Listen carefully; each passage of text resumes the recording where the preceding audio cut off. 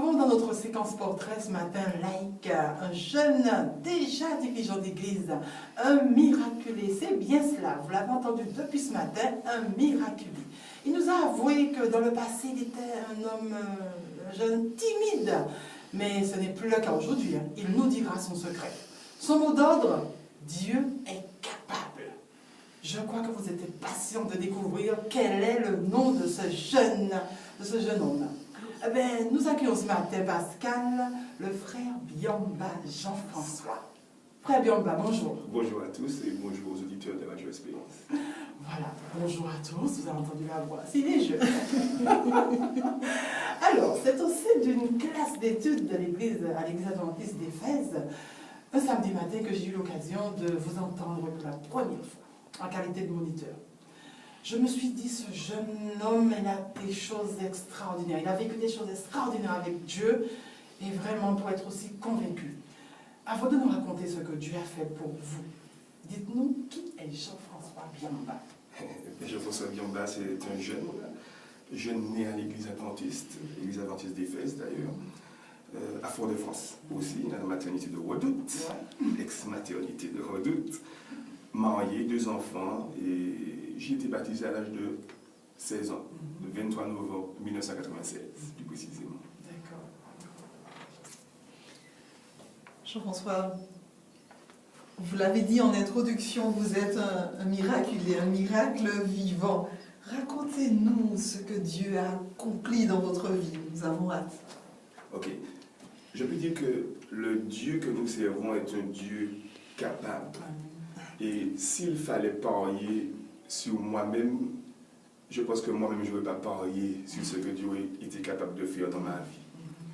Je sais que dans ma jeunesse, j'ai été très malade. Je suis passé par des crises d'épilepsie violentes. J'ai eu beaucoup de crises de convulsions et ceux qui sont passés par là connaissent ce qu'on appelle les absences, etc. lorsqu'on est grand épileptique. Et dans mon jeune âge, c'est vrai que le diable ne l'a jamais... Et dès mon plus jeune âge, à l'âge d'1 an, j'ai été brûlé à l'abdomen et au thorax. Donc cela a créé de grandes frayeurs à mes parents. Pendant des années, j'ai été traité par de la dépakine, de façon à pouvoir pallier aux absences et aux crises d'épilepsie. C'est vrai que très jeune aussi, j'ai connu les ulcères à l'estomac, les douleurs à l'estomac, chose qu'on ne connaissait pas à cet âge-là, selon ce que les médecins disaient. Mais un fait qui m'a beaucoup marqué, c'est le fait qu'à l'âge de 18 ans, j'ai eu une conversation avec ma mère qui m'a raconté un peu mon vécu.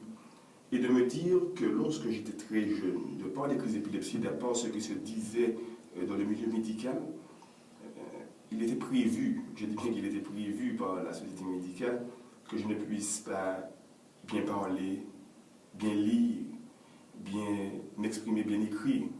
Mais le Dieu que nous servons est capable de grandes choses. Amen. Et des années après, c'est vrai que j'ai fait des études de communication, alors que pour un être humain, pour qu'il était prévu d'avoir des difficultés d'élocution, cela reste un miracle de l'éternel. Vous nous avez même avoué que, normalement, il avait été prévu que vous ne viviez pas au-delà de 22 ans. Voilà. C'est vrai que pour les grands malades d'épilepsie, à l'époque, les avancées n'étaient pas comme celles d'aujourd'hui et que l'expérience de vie était minime puisque la médication n'était pas très avancée. C'est vrai que lorsque j'ai eu cette discussion avec ma mère et à l'âge de 18 ans, je me suis dit, mais finalement, il me reste que 4 ans à vivre. Exactement. Mais qu'est-ce que je vais faire de ces 4 ans? Mais le Seigneur m'avait déjà tellement conduit durant ces 18 premières années que je lui faisais confiance. Et je me souviens d'une expérience que j'ai vécue alors que je venais d'avoir mon permis de conduire. Et en tant que jeune, j'étais découragé. Je me dis peut-être que Dieu ne m'aime pas. Dieu ne peut pas aimer un jeune puisqu'on n'a pas l'expérience, on ne sait pas comment faire, on n'a pas la connaissance. Et je me souviens avoir dit, alors qu'il pleuvait des cordes, et j'étais assis dans ma voiture triste et penaud, d'avoir dit à Dieu, Seigneur, si tu m'aimes, montre-le-moi. Si tu m'aimes, arrête la pluie tout de suite. Après même que j'avais terminé cette prière, la pluie s'est arrêtée net. Je suis descendu à la maison, et lorsque j'étais à la maison, je me suis dit, mais non, c'est pas Dieu qui a pu faire ça. Dieu ne répond pas à ce style de prière, et Dieu ne m'entend pas. Et j'ai dit, Seigneur, si c'est toi qui as fait ça et que tu m'as entendu, renvoie la pluie. la pluie est revenue comme elle avait commencé. À ce moment-là, j'ai commencé à pleurer. Je me suis dit, Seigneur, tu m'aimes réellement. Amen. Il faut que je te serve. Alors, ma prochaine question, ça va être à 18 ans, là, votre mère vous annonce qu'il vous reste 4 ans à vivre. Alors, d'après ce que vous vivez, j'ai l'impression que, en fait, ce qui vous pousse à faire votre choix, c'est servir les ténèbres. Parce qu'en tant que jeune, vous pouvez prendre votre pied, comme le dit les jeunes. Alors, qu'est-ce qui vous pousse à faire ce choix de servir Dieu? Vous n'avez que 4 ans à vivre. Et vous prenez cette décision de servir Dieu. Qu'est-ce qui vous a poussé à faire ce choix? Lorsqu'on est jeune, c'est vrai qu'on voit les choses d'une certaine manière et on veut se créer un axe de vie. Et je me souviens qu'il m'a beaucoup de basket. Je jouais une fois au basket avec un de mes camarades qui m'a dit un jour tu seras un orateur pour l'Éternel parce que tu es quelqu'un qui parle bien. Et je lui ai dit, tu sais, lorsque les poules ont des dents, je me mettrai à prêcher. Je me souviens que la semaine où je devais prendre la parole pour la première fois, j'ai lu dans un article du Parisien, si ma mémoire est bonne, qu'il y avait des expériences qui étaient menées, ils avaient réussi à faire des dents poussées sur des embryons de poulet. Donc c'est vrai que ça m'a poussé beaucoup à réfléchir à tout ce que j'avais dit. Mais il y a un fait marquant, il y a quelque chose qui m'a marqué à l'âge de 18 ans. C'est là que j'ai compris véritablement la substitution et ce que Dieu peut faire pour nous.